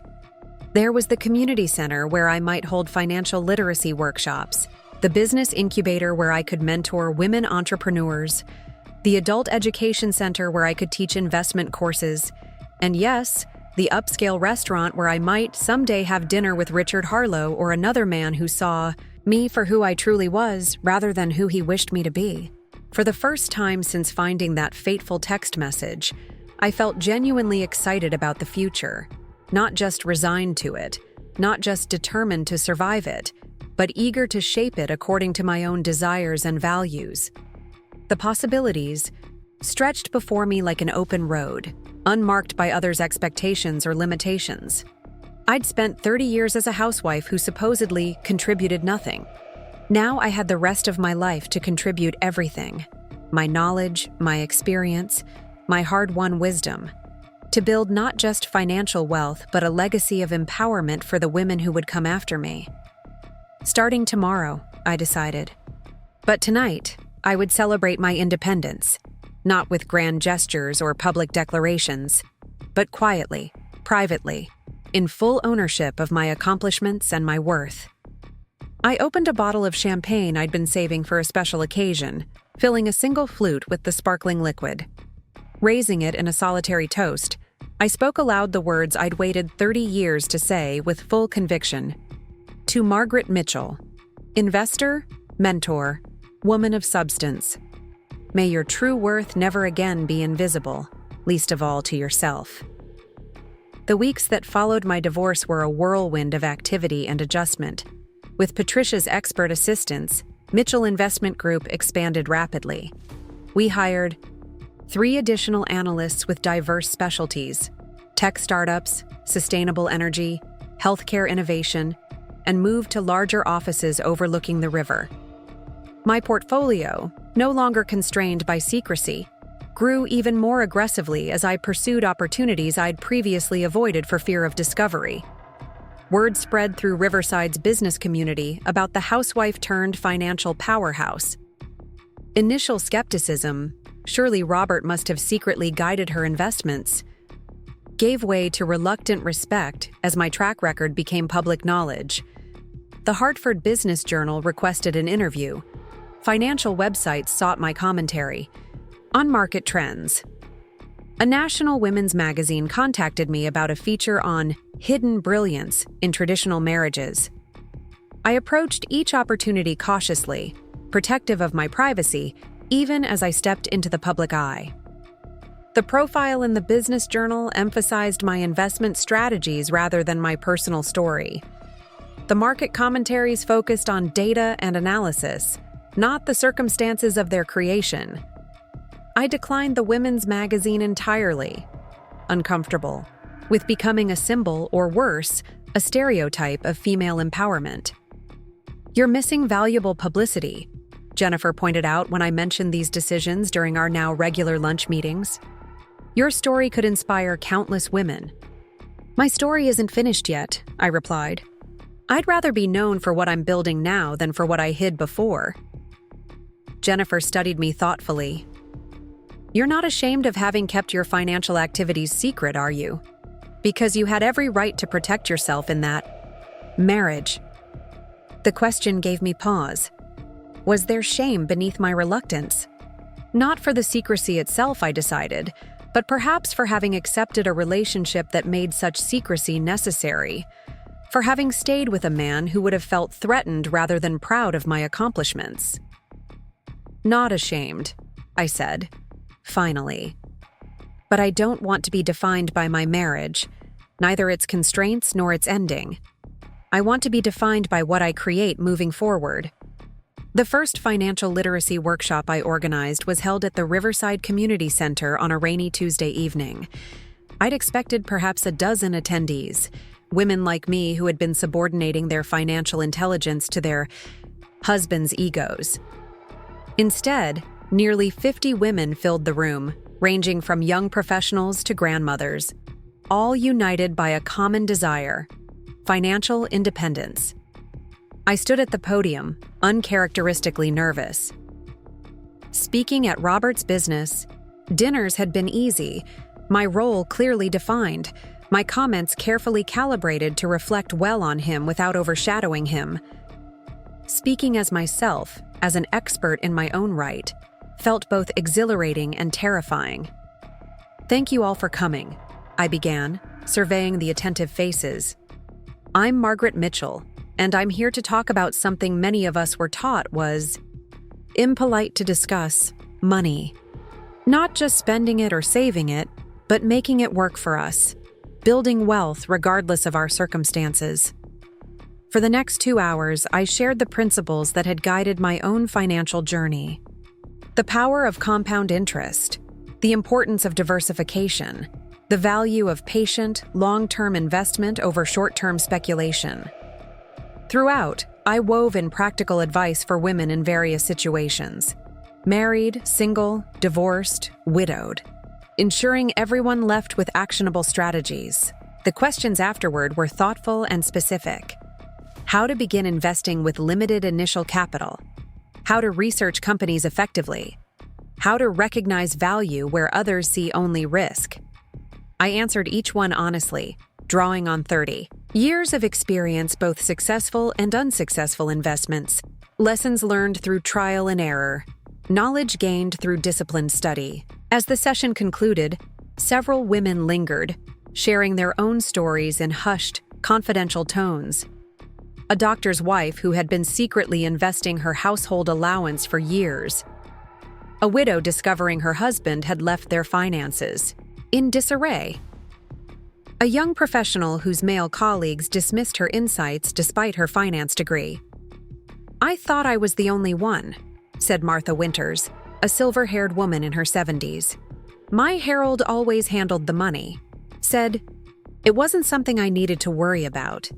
When he passed last year, I didn't even know how to balance the checkbook. Now, I'm trying to learn everything at once." The vulnerability in her voice touched me deeply. How many women like Martha were out there, thrust into financial independence without preparation or confidence? How many had been deliberately kept, ignorant by husbands who confused control with protection? "You're not alone," I assured her, impulsively taking her hand. "And it's never too late to learn. Would you be interested in some one-on-one guidance?" Her eyes brightened with hope. "You would do that?" Before I knew it, I had arranged to meet Martha for coffee the following week. As I drove home that rainy evening, watching the streetlights blur through my windshield, an idea began to crystallize. Something beyond investment management. Beyond workshops, something that could genuinely change lives. The next morning, I called Jennifer. "I need your help setting up a foundation," I said without preamble. "A charitable foundation. For what purpose?" she asked, always quick to grasp the essentials. "Financial education and empowerment for women," I explained, the vision becoming clearer as I articulated it.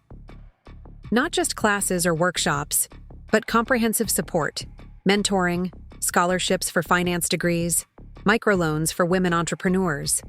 A complete ecosystem designed to help women achieve financial independence regardless of their starting point. Jennifer's excitement matched my own. "This is perfect, Margaret. Using your expertise and resources to create lasting change. I'll have the paperwork drawn up immediately." Over the following month, the Mitchell Foundation for Women's Financial Empowerment took shape.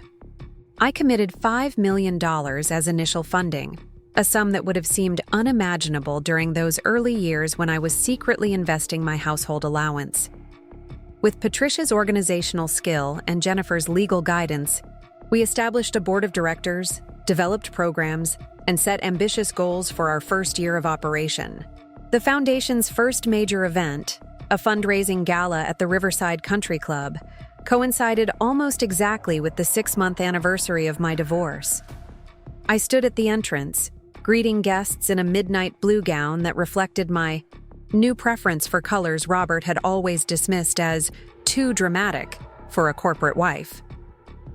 "Margaret, you've outdone yourself," Eleanor Blackwood declared, air-kissing my cheek. As the wife of Hartford Financial's CEO, her presence lent crucial legitimacy to our fledgling foundation. James was just saying what a brilliant concept this is. Women helping women navigate the financial world. It's exactly what this community needs. Behind her, James Blackwood nodded politely, though I detected a certain wariness in his expression. How many other executives were wondering if their own wives harbored secret financial talents? How many were suddenly paying closer attention to their spouse's activities? "Thank you for your support," I replied diplomatically. "Will Robert be joining us this evening?" The question slipped out before I could reconsider it. I hadn't seen Robert since the divorce was finalized, though I'd heard through mutual acquaintances that he had indeed taken the teaching position at the community college.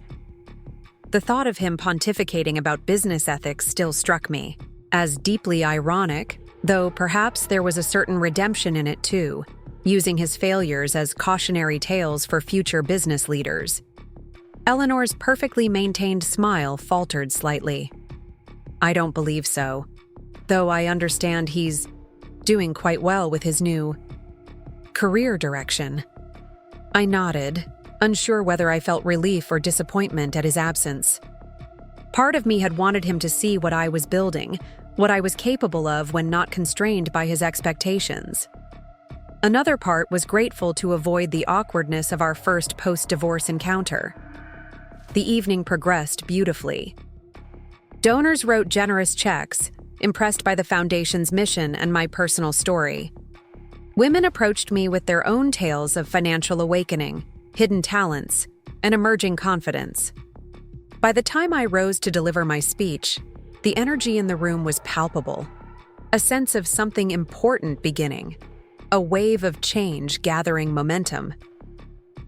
"Thank you all for being here tonight," I began, surveying the sea of familiar faces. Some who had known me only as Robert's wife, others who were meeting Margaret Mitchell for the first time. For 30 years, I lived two lives, the visible one as a corporate wife and the invisible one as an investor. I kept my financial activities secret not because they were wrong, but because I had internalized the message that a woman's financial independence might threaten her marriage. A murmur rippled through the audience, recognition flickering across many female faces. That belief, that a woman's success might diminish her husband rather than enhance their partnership, kept me silent, kept me small, kept me from claiming my full potential. It's a belief that has limited women's economic power for generations. Tonight, we begin to change that narrative. I outlined the Foundation's programs, financial literacy classes, mentorship opportunities, venture capital specifically for women entrepreneurs, scholarships for women pursuing finance degrees. With each initiative, the applause grew stronger, the energy in the room more electric. Financial independence isn't just about money, I concluded. It's about options. It's about dignity. It's about the freedom to shape your own life. Every woman deserves that freedom regardless of her circumstances. Together, we can make that possible, one woman at a time. The standing ovation that followed felt like vindication, not just for me, but for every woman who had ever diminished her light to make others more comfortable, who had hidden her talents for fear of disrupting the status quo.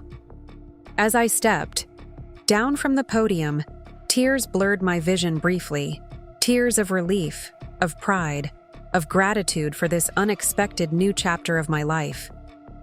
The evening concluded with pledges totaling over $3 million, far exceeding our most optimistic projections. As the last guest departed, I found myself alone in the grand ballroom, still buzzing with the energy of possibility. 30 years as a housewife who contributed nothing, and now I was leveraging my success to ensure other women wouldn't face the same limitations. The symmetry felt right, the purpose clear. As I gathered my evening bag, a movement at the ballroom entrance caught my attention. A familiar silhouette stood there, tall, once imposing, now somehow diminished despite the still impeccable posture. "Robert." "You came," I said simply, neither welcoming nor dismissing. He stepped into the light, and I noted the changes 6 months had wrought. The tailored suit hung looser on his frame, but his color was better, the haunted look in his eyes replaced by something quieter, more reflective. "I stood in the back during your speech," he admitted. "I didn't want to distract from your moment." The consideration was uncharacteristic of the Robert I'd known, the man who had always positioned himself at the center of every room, every conversation, every achievement.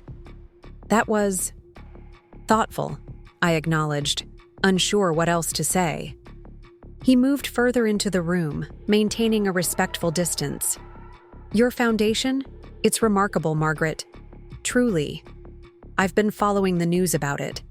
The programs you're developing, the resources you're providing, it's going to help a lot of women." The sincere admiration in his voice caught me off guard. During our marriage, Robert had mastered the art of measured praise, compliments carefully calibrated to keep me content without suggesting I might exceed his expectations. This unguarded appreciation was something new. "Thank you," I said simply. "That means something, coming from you." We stood in silence for a moment, the weight of our shared history filling the space between us. 30 years of marriage couldn't be erased or forgotten, only transformed into something different, a connection neither intimate nor completely severed. "How's the teaching going?" I asked finally, genuinely curious about his new path. Small smile touched his lips. "Better than I expected, actually. The students are challenging. They ask questions I never had to answer in the corporate world. Why certain practices are considered ethical in business, but would be unacceptable in personal relationships. Where the line between strategic advantage and exploitation lies. And how do you answer?" I couldn't help asking. He considered the question seriously. "Honestly, with the benefit of hard-won hindsight, I tell them about the mistakes I made, the rationalizations I accepted, the consequences I never anticipated. It's humbling, but also clarifying." Another silence fell, more contemplative than awkward. Outside the ballroom windows, Riverside's lights sparkled against the night sky. The same town where we had built our married life, now the backdrop for our separate journeys. "I saw some of our old friends tonight," I commented. "The Hendersons, the Clarks, the Blackwoods." Robert nodded. "James mentioned the event. He seems impressed with what you've accomplished." "And how does that make you feel?" The question emerged unbidden, perhaps the most direct I'd ever been about his emotional response to my success. Robert didn't answer immediately, his gaze fixed on something distant. 6 months ago, I would have said threatened, humiliated, angry. He looked at me directly. Now, I find I'm mainly sad. Sad that I never knew the extraordinary woman I was married to. Sad that my ego was so fragile I couldn't appreciate your brilliance. Sad for all the years we could have been true partners instead of whatever we were. The raw honesty of his words touched something in me, not the lingering love I'd once felt, but a genuine appreciation for the difficult self-examination he seemed to be undertaking. "We can't change the past," I said gently, "but we can learn from it. That's what I'm trying to do with the foundation, transform my experience into something that helps others avoid the same limitations." "You always were better at turning setbacks into opportunities," Robert observed. "Even in college, when you didn't get that internship at Morgan Stanley, you found something even better at Goldman Sachs." The memory startled me, partly because it was accurate, but mainly because I hadn't realized Robert had been paying such close attention back then, before our roles calcified into provider and provided for. "I should let you go," he said, glancing at his watch. "I have papers to grade tomorrow." The mundane professor's task sounded so incongruous coming from the man who had once delegated even the simplest administrative duties to assistants. Yet there was a certain contentment in his tone that suggested he might be finding meaning in this new, humbler role. "Robert," I called as he turned to leave, "I'm glad you came tonight, and I'm glad you're finding your way forward." He paused, looking back with an expression I couldn't quite decipher. "You know what one of my students asked me yesterday?" She said, "Professor Thompson, what's the most valuable lesson you've learned from your business career?" I told her it wasn't from my business career at all. It was from my divorce. And what was that lesson? I found myself genuinely curious. That true value isn't always visible on the balance sheet, that the most important assets might be right in front of you, unrecognized, because you're looking in the wrong direction. He smiled sadly. Anyway, congratulations again on the foundation. It's going to make a real difference. With that, he was gone, leaving me alone with thoughts I hadn't anticipated having. Not regret exactly, but a certain poignancy. The man I'd just spoken with seemed more self-aware, more humbled, more genuine than the husband I'd known for 30 years. Was this who Robert might have been without the distorting influence of corporate success and social status? Or was this transformation itself the product of losing those external validations? I gathered my things and left the ballroom, the night air cool against my skin as I walked to my car. 6 months into my new life, I was discovering that independence wasn't just about financial security or decision-making autonomy. It was about emotional self-sufficiency, the ability to process complex feelings without seeking external validation, to hold contradictory truths simultaneously, to acknowledge the mix of satisfaction and sadness that accompanied major life transitions. Yes, Robert had undervalued and dismissed me for decades. And yes, he now seemed capable of genuine remorse and self-reflection. Both realities could exist without canceling each other out, without requiring me to either forgive completely or condemn entirely. The nuance, the complexity. Accepting this was perhaps the most mature form of independence I'd yet achieved. The foundation's early success exceeded even my optimistic projections. Within the first year, our financial literacy programs reached over 500 women across Connecticut. We established partnerships with 3 community colleges to provide scholarships for women pursuing finance degrees. Our mentorship network connected experienced female investors with newcomers eager to learn. Most gratifying was the microloan program for women entrepreneurs. Using my experience evaluating investment opportunities, we developed a streamlined application process that focused on potential rather than conventional credentials. Women with brilliant business concepts but limited access to traditional funding suddenly found doors opening. Vivian Carter, a former nurse with an innovative medical device prototype, secured enough funding to finalize her patent and begin production. Sophia Diaz turned her homemade skincare recipes into a thriving local business with distribution in 3 states. Lucy Reynolds, a 65-year-old grandmother, transformed her legendary pie recipes into a wholesale bakery that employed 4 other women from her retirement community. Each success story reinforced my conviction that financial empowerment was about more than money. It was about recognizing and valuing female innovation, intelligence, and determination. The foundation wasn't just distributing funds. It was challenging deeply entrenched assumptions about women's economic capabilities. Not everyone appreciated this mission.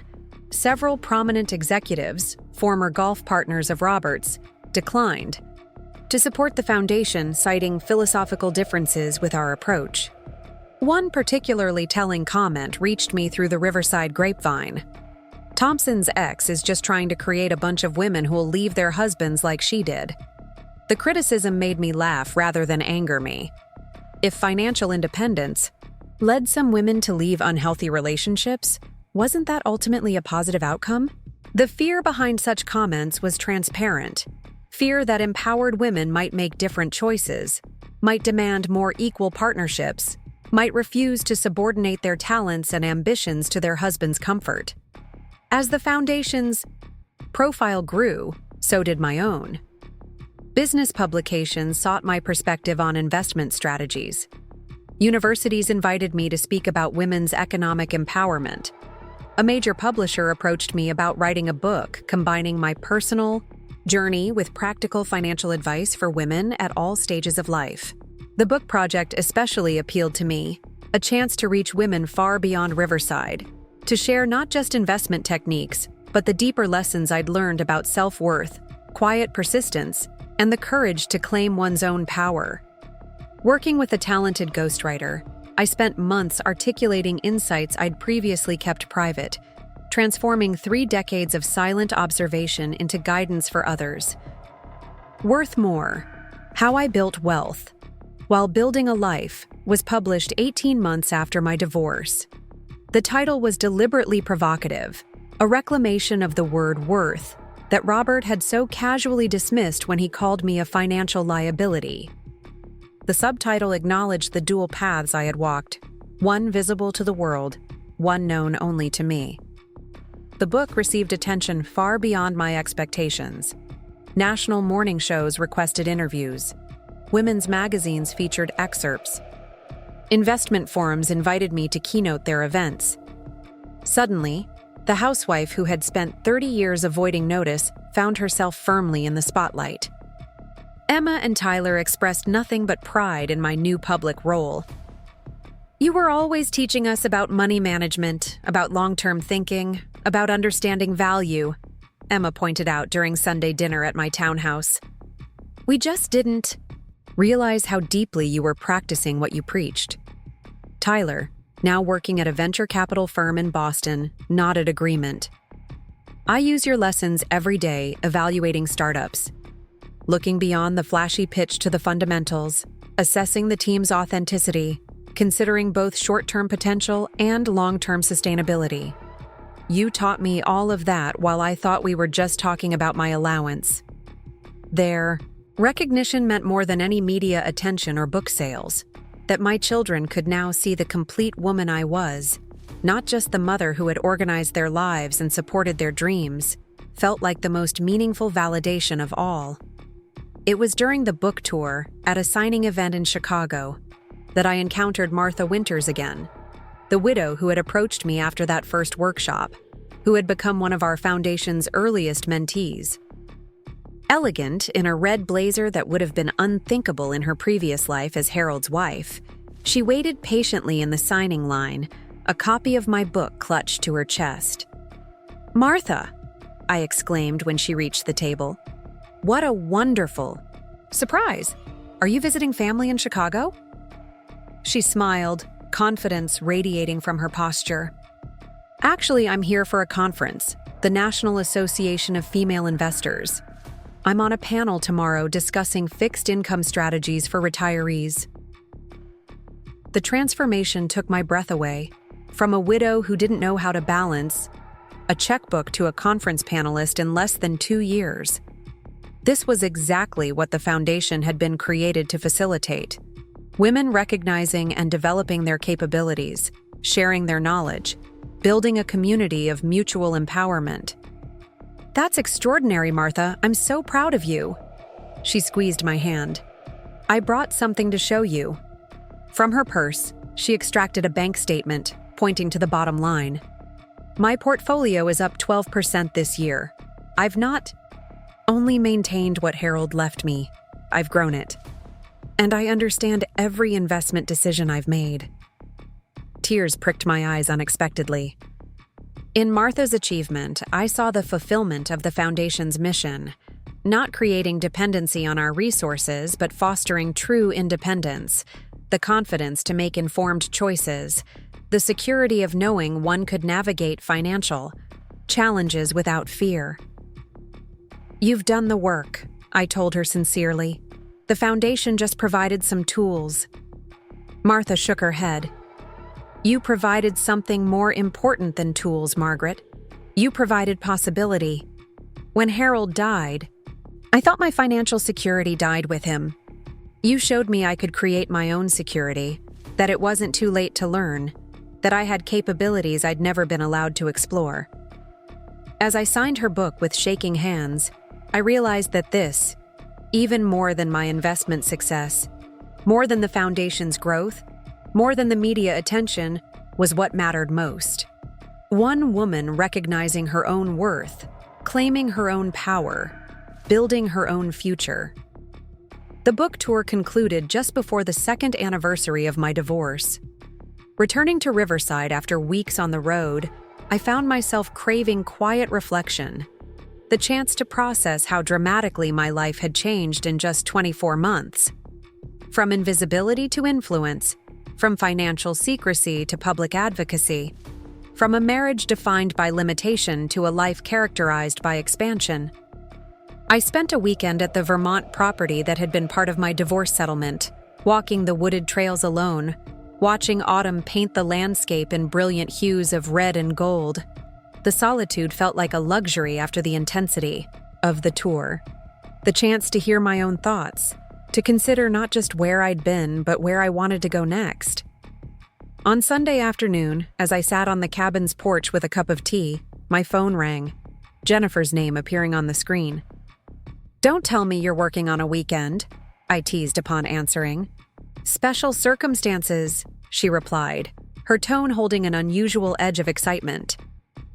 "I've just had the most interesting call from Marcus Sterling." Sterling, Robert's divorce attorney, the man who had accused me of fraud, who had attempted to dismantle my financial credibility, only to be overwhelmed by the evidence of Robert's own misconduct. What could Sterling possibly want after all this time? I wondered aloud. Apparently, Robert has made a decision. Jennifer's voice held a note of disbelief. He wants to create a scholarship fund at the community college where he teaches, for female students pursuing business degrees. The news caught me completely off guard. Robert wants to fund women in business? Not just fund them, endow a permanent scholarship. And this is where it gets interesting. He wants to name it after you, the Margaret Mitchell Scholarship for Women in Business. I set my tea down carefully, trying to process this unexpected development. I don't know what to say. Sterling says Robert was inspired by the foundation's work, that teaching at the community college has shown him how many talented young women never get the chance to develop their potential because of financial constraints or lack of encouragement. I thought about the Robert I'd glimpsed at the foundation gala, reflective, humbled, seemingly genuine in his admiration for what I was building. Was this extension of that transformation? An attempt at redemption? Atonement for 30 years of dismissing my capabilities? What do you think his motivation is? I asked Jennifer, trusting her perception after years of legal practice. She considered the question. Honestly, I think he's genuinely changed. Sterling mentioned that Robert's been volunteering with a financial literacy program for low-income families, that he's been focusing his ethics classes on corporate responsibility and inclusivity. This scholarship seems consistent with a broader pattern of, growth. The concept of Robert experiencing genuine growth was still difficult to reconcile with the man I'd been married to. The man who had called me a financial liability, who had threatened to cut off my credit cards, who had assumed I couldn't survive without his support. Yet wasn't the point of my own journey that people shouldn't be defined solely by others' limited perceptions of them? He's requesting your permission before proceeding, Jennifer continued. Sterling was very clear that if you're uncomfortable with your name being used, Robert will find an alternative. The consideration itself was telling, so different from the Robert who had made unilateral decisions throughout our marriage, who had assumed his preferences should automatically override mine. Tell Sterling I'd like to speak with Robert directly, I decided. This feels like a conversation we should have personally, not through intermediaries. 2 days later, back in Riverside, I met Robert at a small cafe downtown, neutral territory. Neither the country club where he had once held court, nor the foundation offices where I now did. He arrived precisely on time, dressed more casually than I'd typically seen him during our marriage, slacks and a button-down rather than the custom suits that had once been his uniform. "Thank you for meeting me," he began as we settled at a corner table. "I know this request must seem unexpected. To put it mildly, I agreed, studying him with genuine curiosity. The past 2 years had changed him physically, the corporate polish replaced by something more authentic, the practiced charm softened into something that appeared more genuine. Why don't you tell me more about this scholarship idea? Robert nodded, his expression earnest. Teaching at the community college has been enlightening. I've had young women in my classes with brilliant business minds, innovative thinking, strategic insight, natural leadership abilities, but so many of them are working multiple jobs, struggling to afford textbooks, often supporting families as well. He paused, gathering his thoughts. It reminds me of you, actually. How you worked 2 jobs to put yourself through college. The difference is, these women don't have someone promising to support them after graduation. They're navigating the whole journey alone. The parallel touched something unexpected within me. The memory of that ambitious young woman I'd been, willing to work tirelessly for education, for opportunity, for advancement. The woman who had believed partnership with Robert meant pursuing dreams together, not surrendering mine for his. The scholarship would cover full tuition for 5 women annually, Robert continued, plus mentoring, internship placements, professional development, everything they need to translate their academic success into lasting career opportunities. And you want to name it after me because… Robert met my gaze directly, no trace of the manipulation or calculation that had characterized so many of our interactions during the divorce. Because you embody exactly what I hope these young women will become. Someone who refused to accept artificial limitations, who built something remarkable despite obstacles, who now uses her success to create opportunities for others. The sincerity in his voice was unmistakable. This wasn't about public relations or image rehabilitation. This was about genuine recognition of value, the very thing he had failed to give me during our 30 years together. I understand if you're uncomfortable with it, he added when I remained silent. I can name it something else, or for someone else. But I wanted you to know the inspiration behind it.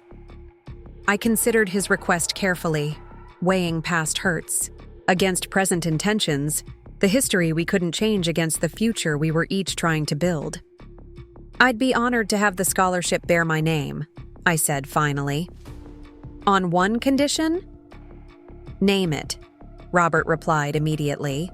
That the foundation has input on selecting recipients, that we collaborate on identifying young women with both financial need and genuine potential. A smile touched his lips, not the calculating smile I'd seen so often during our divorce, but something warmer, more authentic. I was hoping you'd say that. Your expertise in evaluating potential is exactly what the program needs. We spent the next hour discussing details, the application process, selection criteria, mentorship components. It was perhaps the most equal conversation we'd ever had, each of us contributing ideas, respecting the other's perspective, working toward a shared goal rather than competing separate agendas. As our meeting concluded, Robert hesitated briefly. There's something else I've been wanting to tell you, Margaret. I've been following the Foundation's work, reading about the women you've helped, the microloans, the mentoring, the education programs. It's extraordinary. Thank you, I said simply, accepting the compliment without diminishing it. Another habit I'd worked to break after our marriage ended. I've made arrangements to include the Foundation in my estate planning, he continued. It won't be anything. Like your own contribution, of course, but it seems fitting that whatever I leave behind should support the work you're doing. The gesture caught me completely by surprise. Not just the financial support, but the implicit acknowledgement that my work, my mission, my vision for empowering women had value worthy of his resources. That's remarkably generous, I managed, genuinely moved by this tangible evidence of how far we had both traveled from the acrimony of our divorce. Robert shrugged slightly, embarrassment coloring his features. It's the least I can do. For 30 years, I benefited from your intelligence, your insight, your management of our household economy, all while convinced I was the only one contributing financially. The irony that you outperformed me as an investor while I dismissed your financial capabilities. Well, it's a lesson in humility I'm still processing. As we parted outside the cafe, something shifted in our interaction. Not reconciliation. Exactly. But perhaps a kind of closure. The anger that had fueled the early days of our separation, the hurt that had accumulated over decades of being undervalued, the bitterness of having to hide my talents, all seemed less urgent now, more like historical facts than active wounds. Good luck with your classes, I offered genuinely. And thank you for thinking of the foundation. Thank you for building something worth supporting, he replied. And for agreeing to the scholarship partnership. It means more than you know. Walking back to my office afterward, I reflected on the strange circularity of our journey. How we had begun as equals in college, descended into the rigid hierarchy of our traditional marriage, and now seemed to be finding our way back to a different kind of equality. Not romantic partners anymore, not even particularly close friends, but two people who could recognize each other's value, who could collaborate on meaningful work, who could acknowledge both past failures and present possibilities. The Margaret Mitchell Scholarship for Women in Business welcomed its first cohort the following fall. 5 young women with exceptional promise and significant financial need. I attended the ceremony where they received their awards, watching with quiet satisfaction as Robert spoke eloquently about the importance of supporting female business talent, about recognizing potential in unexpected places, about the economic and social benefits of women's financial empowerment. Afterward, one of the recipients approached me, a young single mother named Alicia, who was working toward her accounting degree while raising a 4-year-old daughter. Ms. Mitchell, she said hesitantly, I just wanted to thank you personally. This scholarship means I can reduce my work hours and spend more time with my daughter while still completing my degree. It's changing both our lives. I thought about the long arc of my own journey, from the ambitious college student with dreams of Wall Street to the secret investor building wealth behind closed doors, to the public advocate for women's financial empowerment. How many twists and turns, how many moments of both limitation and possibility had shaped that path? You're going to do remarkable things, Alicia, I told her, fully believing it. And your daughter is going to grow up seeing what's possible when a woman claims her full economic power. As I watched her rejoin her classmates, I felt a profound sense of completion, not an ending, but a fulfillment of purpose I couldn't have imagined during those long years of invisibility. The judge had laughed when my lawyer revealed my assets, but the real revelation had been to myself, the discovery that my worth had never depended on Robert's recognition, that my value existed independently of his perception, that I had always been worth more than either of us had realized. 2 years after being told I had contributed nothing to my 30-year marriage, I had contributed millions to other women's economic empowerment. The housewife who couldn't even balance a SAR checkbook, according to her dismissive husband, was now teaching financial literacy to hundreds. The woman who had been called a financial liability was now creating assets for an entire community of women discovering their own worth. Life had a poetry to it sometimes, a symmetry that transformed even the painful chapters into meaningful parts of a larger narrative. My 30 years as a housewife hadn't been wasted. They had taught me patience, strategy, the power of quiet persistence. My decades of financial secrecy hadn't been merely defensive. They had developed skills I now used openly to benefit others. Even my divorce, painful as it had been, wasn't simply an ending but a beginning. The threshold between a life defined by others' limitations and one shaped by my own expanding sense of possibility. As I walked out of the community college that evening, autumn leaves crunching beneath my feet, I felt a profound gratitude for the journey in all its complexity. The young woman who had once surrendered her dreams for another's comfort had found her way back to herself, bringing with her the wisdom, resilience, and clarity of purpose that only lived experience could provide.